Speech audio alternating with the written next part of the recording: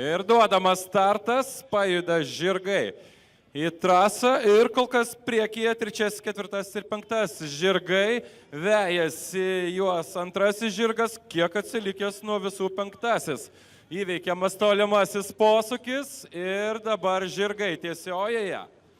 Kol kas visi šalia vienas kito, tad nieko čia dar nėra aišku. Žamyla Vy sportuoja, sunkiai pradėjo, tačiau veržėsi priekį. Kol kas dar neužima lyderio pozicijos, tačiau tikrai nusitaikė ją, šiek tiek atsilieka antrasis žirgas ir visi 5 žirgai pradeda namų posūkį ir tai žada labai įdomų finišą. Už kurį žirgą sergat, kuris turi laimėti? Namų posūkis jau įveiktas, na ir čia labai svarbu, kiek žirgai išsaugojo energijos. Stipriai spurtavo Žamyla Vy ir dabar kiek atsilieka.